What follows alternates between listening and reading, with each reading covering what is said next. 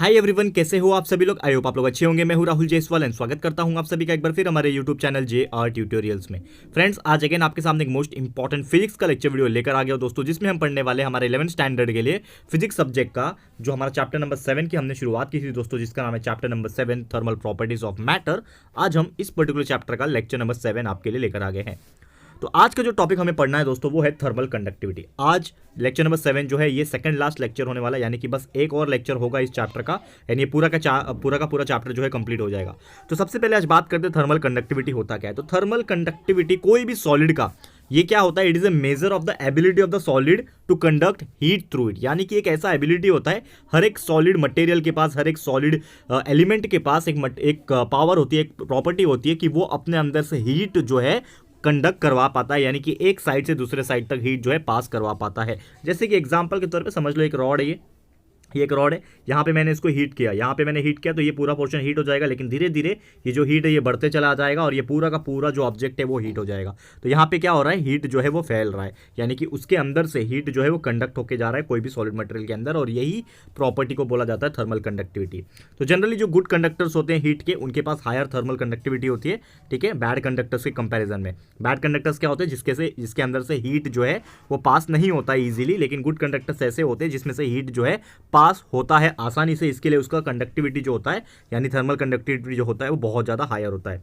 तो suppose that हमने मान लिया कि एक एंड जो है मेटल रॉड का हमने हीट किया, जैसे मैंने आपको अभी एग्जांपल दिया कि ये एक रॉड है मेटल रॉड का, उसको एक एंड को मैंने हीट सप्लाई करना शुरू किया। समझ लो मैंने हीट सप्लाई करना यहाँ से शुरू किया, तो हीट जो है वो धीरे धीरे क्या हो रहा है, फैलता जा रहा है और ये पूरे ऑब्जेक्ट के अंदर फैल जाएगा। तो ये किसके थ्रू हो रहा है, हीट जो फ्लो हो रहा है वो कंडक्शन के थ्रू फैल रहा है, हॉट एंड से लेके कोल्ड एंड तक। यानी कि जहाँ पे पहले आपने गर्म किया हॉट एंड वहाँ था, और कोल्ड एंड जहाँ पे आपने पकड़ा हुआ था या फिर उधर पे हीट सप्लाई नहीं था, तो धीरे धीरे वो हीट जो है हॉट एंड से लेके कोल्ड एंड तक पहुँच जाएगा, और जिसके वजह से जो टेम्परेचर था हर एक सेक्शन का क्या हो जाएगा, रॉड का इंक्रीज होना शुरू हो जाएगा। एंड ये जब भी ऐसा होता है तो वो क्या हो जाएगा, पूरा का पूरा ऑब्जेक्ट जो है हॉट हो जाएगा। लेकिन एक टाइम ऐसा आता है कि जो ऑब्जेक्ट का जो हीट होता है वो भी धीरे धीरे कम होना शुरू हो जाता है, तो क्या हो जाएगा, टेम्परेचर का फॉल हो जाएगा। तो जो फॉल ऑफ टेम्परेचर होता है ना, distance between the end of the rod, यानी कि समझ लो एक एंड यहाँ पे है, दूसरा एंड यहाँ पे है, तो दोनों के बीच का क्या हो जाएगा, कहीं ना कहीं डिफरेंस होगा, क्योंकि आपने चलो हीट सप्लाई किया तो हीट यहाँ से गर्म होकर पास होकर यहाँ तक चला गया, लेकिन कहीं नहीं एक टाइम आएगा ऐसा कि आपका जो दोनों टेम्परेचर है,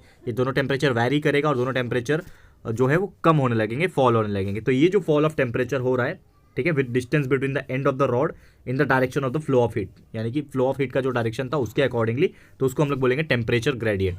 तो टेम्परेचर ग्रेडियंट का डेफिनेशन क्या हो जाएगा, हमारा फॉर्मूला क्या हो जाएगा, that is temperature gradient is equal to T1 - T2 upon x. यहाँ पे T1 क्या है, जो हॉट एंड का टेम्परेचर था वो, उसको माइनस करेंगे T2 से, यानी कि कोल्ड एंड के टेम्परेचर से, और x यानी कि जितना भी लेंथ का रहेगा रॉड, यानी कि समझ लो यहाँ से यहाँ एंड है ना, तो इसके बीच में कितना गैप है, वो उसका क्या होगा, लेंथ होगा। तो जो भी रॉड का लेंथ रहेगा उसके हिसाब से यहाँ पे निकल जाएगा। ओके, तो ये तो बात हो गई थर्मल कंडक्टिविटी क्या होता है। उम्मीद करता हूँ आपको ये चीज़ समझ में आ गया होगा। चलते हैं आगे टॉपिक की तरफ, जो कि है कोएफिशिएंट ऑफ थर्मल कंडक्टिविटी। यानी कि थर्मल कंडक्टिविटी जो आपने पढ़ा उसका कोएफिशिएंट क्या है, तो डेफिनेशन है उसके थर्मल कंडक्टिविटी के हिसाब से बात करें कि जो कोएफिशिएंट ऑफ थर्मल कंडक्टिविटी जो होता है मटेरियल का, वो डिफाइन करते हैं as a quantity of heat that flows in 1 second, यानी कि एक सेकेंड में कितना अमाउंट ऑफ हीट ट्रांसफर हो रहा है, या फिर आप बोल सकते हो फ्लो हो रहा है between the opposite faces of a cube of side 1 metre. समझ लो एक क्यूब है, ये क्यूब है आपका, इस तरह से होता है क्यूब 3D में अगर बात करेंगे तो क्यूब में जो अपोजिट साइड होगा, समझ लो एक ये वाला साइड होगा पीछे की तरफ और ये आगे वाला साइड है, ये दोनों की तरफ से जो हीट जितना टाइम लेगा फ्लो होने में, कितने सेकंड में, 1 सेकंड में, जितना आपका यहाँ पे हो रहा है 1 मीटर साइड है उसका अगर क्यूब का, तो जो फेस है दोनों एक दूसरे का टेम्परेचर के हिसाब से बात करेंगे तो 1 डिग्री सेल्सियस के हिसाब से जो आपका क्वांटिटी आएगा वो क्या होगा, हमारा कोएफिशिएंट ऑफ थर्मल कंडक्टिविटी होगा। एक और डेफिनेशन है यहाँ पे कि कोएफिशिएंट ऑफ थर्मल कंडक्टिविटी जो होता है of a material is also define as the rate of flow of heat, यानी कि कितने पर यूनिट एरिया के हिसाब से, पर यूनिट टेम्परेचर के हिसाब से कितना रेट जो है हीट का वो फ्लो हो रहा है, कितना अमाउंट ऑफ हीट जो है वो फ्लो हो रहा है, ये हमें क्या बताता है, कोएफिशिएंट ऑफ थर्मल कंडक्टिविटी बताता है। और नॉर्मली क्या होता है कि जो हीट फ्लो होता है ना, ये राइट एंगल के हिसाब से होता है, और अगर उसका जो फेस रहेगा वो थिन रहेगा यानी पतला रहेगा, तो वो बहुत ईजिली टेम्परेचर जो है वो पास ऑन होता है। ओके, तो आपको ये चीज़ याद रखना है। क्लियर है? ओके, चलो अब बात कर लेते हैं अगले टॉपिक की, जिसका नाम है थर्मल रेजिस्टेंस। तो थर्मल रेजिस्टेंस का मतलब क्या होता है, उसको आरटी के नाम से जाना जाता है, यानी कि रेजिस्टेंस ऑफ थर्मल रेजिस्टेंस एक ही बात है।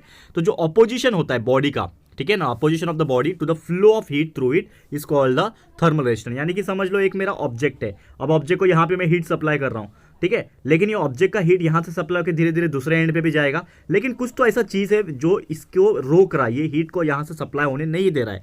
तो वो चीज़ क्या कर रहा है, उस चीज़ को रेजिस्ट कर रहा है, यानी कि रोक रहा है कहीं ना कहीं। तो जितना बॉडी जो भी रहेगी, जो भी ऑब्जेक्ट रहेगी, उसको अपोजिशन का सामना करना पड़ रहा है, उसके फ्लो ऑफ हीट को वो होने नहीं दे रहा है, उस चीज़ को हम लोग बोलेंगे थर्मल रेजिस्टेंस। तो जितना बड़ा यहाँ पे थर्मल कंडक्टिविटी रहेगा मटेरियल का, उतना छोटा क्या रहेगा, थर्मल रेजिस्टेंस। क्योंकि अगर कोई मटेरियल है, लेट्स सपोज कि मेरे पास एक रॉड है, ठीक है ना, ये रॉड है मेरे पास, तो इसका ये रॉड का थर्मल कंडक्टिविटी बहुत अच्छा है, तो बहुत अच्छा थर्मल कंडक्टिविटी है, इसका मतलब जो हीट होगा वो बहुत ही आसानी से यहाँ से यहाँ पास हो जाएगा। लेकिन अगर इस चीज़ का थर्मल कंडक्टिविटी कम है तो हीट जो है आसानी से पास हो जाएगा क्या, नहीं होगा। यानी कि इन शॉर्ट अगर बात किया जाए, जितना ज़्यादा थर्मल कंडक्टिविटी रहेगा उतना ही छोटा थर्मल रेजिस्टेंस रहेगा, जितना कम थर्मल कंडक्टिविटी रहेगा उतना ही ज़्यादा थर्मल रेजिस्टेंस रहेगा। तो ये आपको याद रखना है। क्लियर है दोस्तों? तो उम्मीद करता हूँ कि थर्मल रेजिस्टेंस क्या होता है ये आपको समझ में आ गया होगा। एक और चीज़ है इसमें थर्मल रेजिस्टेंस में, कि जब भी कोई करंट फ्लो होता है कंडक्टर के अंदर, जैसे कि आपको पता है कि कोई भी कंडक्टर जो होता है इसमें करंट भी फ्लो होते हैं, तभी तो वो कंडक्टर है, ठीक है।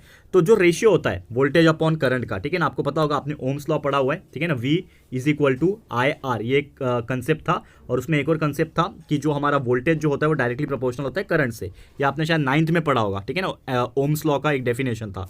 तो अकॉर्डिंग टू रेजिस्टेंस, हमारा रेजिस्टेंस का अगर मुझे वैल्यू निकालना होता था तो आर जो होता था वो हो जाता था V अपॉन आई, यानी कि जो वोल्टेज अपॉन करंट का जो रेशियो होता था वो हमारा क्या बताता है, इलेक्ट्रिकल रेजिस्टेंस, यानी आर का वैल्यू बताता है, ठीक है ना। ये चीज़ आपको पता है, जिसमें V का मतलब है इलेक्ट्रिकल पोटेंशियल डिफरेंस और I का मतलब होता है करंट, ठीक है ना, फ्लो ऑफ चार्ज का। तो हम इसी हिसाब से हम लोग बोल सकते हैं, जिस प्रकार कंडक्टर में जो वोल्टेज अपॉन करंट का जो रेशियो था वो बताता था हमारा रेजिस्टेंस, उसी प्रकार जो इलेक्ट्रिकल रेजिस्टेंस होता है ना, उसी चीज़ को हम लोग क्या टर्म के तौर पे देंगे, थर्मल रेजिस्टेंस के टर्म पे लेंगे, जो भी मटेरियल का रहेगा। क्लियर है? तो उम्मीद करता हूं कि ये भी आपको समझ में आ गया। देखो बहुत ही सिंपल सा एंड साधारण सा कंसेप्ट है, जिस प्रकार कोई भी कंडक्टर में इलेक्ट्रिक करंट पास नहीं होना चाहिए इसलिए हम लोग रेजिस्टेंस लगाते हैं, उसी प्रकार थर्मल कंडक्टिविटी नहीं होना चाहिए, उस प्रकार यहाँ पे थर्मल रेजिस्टेंस लगाया जाता है। क्लियर है मटेरियल का? और इसको हम लोग कैलकुलेट कर सकते हैं by means of this, that is thermal resistance. RT का जो फॉर्मूला है वो upon x upon k into a, ठीक है। एक्स क्या हो जाएगा, that is the distance between, k is nothing but thermal conductivity, a is the area, और ऐसा यूनिट जो होता है थर्मल रेजिस्टेंस का वो होता है पर डिग्री सेल्सियस सेकेंड, ठीक है ना, पर डिग्री सेल्सियस सेकेंड जो होता है ये इसका क्या हो जाएगा, यूनिट हो जाएगा। तो ये भी आपको याद रखना है।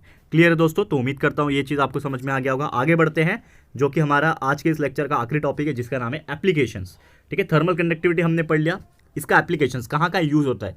बेसिकली क्या होता है, आपने देखा होगा कुकिंग यूटेंसिल्स जो होता है वो मेटल से बनता है, या तो एल्यूमिनियम से बनेगा, कॉपर से बनेगा, या फिर एलॉय से बनता है, बट बेसिकली आपको नॉर्मली देखा होगा मेटल से बनता है, ठीक है। लेकिन कुकिंग यूटेंसिल्स जो मेन बर्तन होता है वो मेटल से बनता है, लेकिन उसके जो हैंडल्स वगैरह होते हैं वो आपने देखा होगा वो एक ऐसे मटेरियल से बनता है जो बैड कंडक्टर होते हैं। क्यों लगाया जाता है इसको ऐसा? क्योंकि दोस्तों आपको भी पता है ये चीज़ कि जब भी आप बर्तन को गर्म करोगे तो कि पूरा का पूरा जो बर्तन है मेटल का बना होता है, तो उसके अंदर थर्मल कंडक्टिविटी बहुत ज़्यादा होगी, यानी कि पूरा का पूरा जो बर्तन है वो गर्म हो जाएगा। तो अगर आप उसको हाथ लगाना होगा तो आप हाथ नहीं लगा पाओगे डायरेक्ट टचिंग से। तो इसके लिए नॉर्मल तौर पर क्या लगाया जाता है, जो हैंडल्स बनाए जाते हैं उसको ऐसे मटेरियल से बनाते हैं जो बैड कंडक्टर होता है, यानी कि उसमें से हीट पास नहीं हो सकता, इसके लिए उसको आप आसानी से पकड़ सकते हो। तो बहुत सारे आजकल यूटेंसिल्स जो होते हैं, हिंदी में बोलूँ तो कढ़ाई वगैरह जो होते हैं उसके जो हैंडल्स होते हैं वो रबर ग्रिप से बनाते हैं, ठीक है, टेफ्लॉन कोटिंग से बनाते हैं। फिर आपने कुकर के हैंडल्स भी देखे होंगे, थर्मोसेटिंग प्लास्टिक वगैरह से बनाया जाता है हैंडल्स, उसके ऊपर कवरिंग होते हैं ताकि हम लोग उसको आसानी से पकड़ सके, भले ही पूरा का पूरा बर्तन गर्म क्यों ना हो।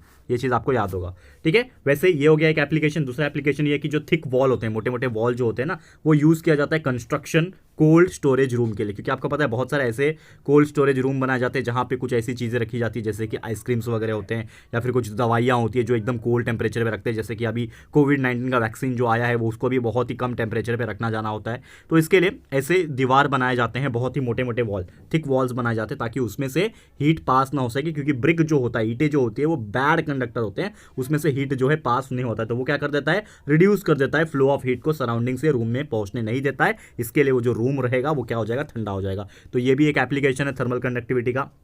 फिर वैसे ही to prevent the ice from melting it is wrap in a gunny bag. Gunny bag आपको पता है, गोनी बोलते हैं हम लोग नॉर्मली हिंदी अपने नॉर्मल भाषा में, गोनी, ठीक है। जूट का गोनी होता है ना, हम लोग अक्सर देखा होगा आपने कि जो बड़े बड़े लादी होते हैं, यानी कि लादी मतलब जो आइस स्लैब्स होते हैं, आपने देखा होगा इस प्रकार 3D शेप में अगर मैं बनाने की कोशिश करूं, इस प्रकार क्या होते हैं, बड़े बड़े बर्फ़ होते हैं, ठीक है ना, बर्फ़ पत्थर जैसे होते हैं, बड़े बड़े लादी जैसे। तो वो सप्लाई किए जाते हैं, यानी कि जहाँ पे भी डिमांड होता है, किधर फिशिंग डिपार्टमेंट हो गया या फिर ऐसे बहुत सारे जगह पे ऐसे बड़े बड़े बर्फ़ के टुकड़े भेजे जाते हैं। तो वो बर्फ़ जो है ऑब्वियसली जब नॉर्मल टेम्परेचर में आएगा, हमारे रूम टेम्परेचर में आएगा, तो वो पिघलना शुरू करेगा। तो वो ना पिघले इसके लिए उसके ऊपर एक कोटिंग डाला जाता है, यानी कि एक तरीके से गनी बैग, यानी कि जो गोनी होता है ना, उसके ऊपर ऐसा कोट कर दिया जाता है, चढ़ा दिया जाता है, ताकि जो टेम्परेचर होगा उसको वो विथस्टैंड कर पाएगा, यानी कि बाहर का टेम्परेचर उस तक पहुंच नहीं पाएगा, आइस तक, और वो जो पिघलेगा वो बहुत ही कम पिघलेगा, एकदम ना के बराबर पिघलेगा, जिससे आपका जो पूरा का पूरा आइस है वो स्टेबल रहेगा, पानी में कन्वर्ट नहीं होगा। क्योंकि गनी बैग जो होता है वो क्या होता है, पुअर कंडक्टर होता है हीट का, तो अपने अंदर से हीट, जो बाहर का हीट था वो उसके अंदर आएगा, लेकिन वो अपने अंदर से उसके आइस के अंदर पास नहीं होने देगा ताकि आइस पिघले, क्योंकि वो बैड कंडक्टर है। ठीक है, तो वो रिड्यूस कर देता है हीट फ्लो को, आउटसाइड से आइस तक पहुंचने नहीं देता, इसीलिए हमारा जो बर्फ है वो बहुत ही कम पिघलता है और नुकसान ज़्यादा नहीं होता है। क्लियर है दोस्तों? तो उम्मीद करता हूं कि ये एप्लीकेशन जो है थर्मल कंडक्टिविटी का, ये भी आपको क्लियर हो गया होगा दोस्तों। तो दोस्तों यही था हमारा आज का लेक्चर वीडियो। इसी के साथ हमारा टॉपिक्स जो थे आज के वो खत्म होते हैं। आगे के सिर्फ 2 टॉपिक्स बचे हुए इस चैप्टर के अंदर, जो कि कन्वेक्शन, क्योंकि अभी तक ये जो भी पढ़ा आपने वो कंडक्शन का पार्ट था। ठीक है ना, थर्मल कंडक्टिविटी वगैरह, कंडक्शन का पार्ट यहाँ पे खत्म होता है। कन्वेक्शन हमें पढ़ना है और रेडिएशन पढ़ना है। ये 2 चैप्टर, आई मीन टू से ये 2 टॉपिक्स ही बचे हुए हैं, तो हम लोग फटाफट से पढ़ लेंगे उसको हमारे अगले लेक्चर में। तो thank you so much for watching this video. आज के लिए इतना ही, जल्द आएंगे आपके सामने नया वीडियो लेकर और पूरा चैप्टर जो है वो कंप्लीट कर देंगे। ठीक है दोस्तों, तो ये वीडियो आपको कैसा लगा है दोस्तों, प्लीज़ हमें कमेंट करके बताइएगा, अपनी राय और सजेशन जरूर से दीजिएगा। और अगर आपको ये वीडियो पसंद आया है, यूजफुल लगा है फ्रेंड्स, तो प्लीज़ ये वीडियो को लाइक कीजिएगा, शेयर कीजिएगा अपने सारे फ्रेंड्स लोग को, फटाफट से शेयर कर देना। एंड अगर आपने अभी तक इस चैनल को सब्सक्राइब नहीं किया है तो फटाफट से हमारे चैनल को भी सब्सक्राइब कर देना, साथ में बेल आइकन को हिट कर देना, ताकि जब भी हम लोग वीडियोस अपलोड करेंगे आप लोगों को नोटिफिकेशन मिलती रहेगी। ठीक है फ्रेंड्स, तो मिलते हैं हमारे अगले वीडियो में। ये वीडियो देखने के लिए thank you and good bye.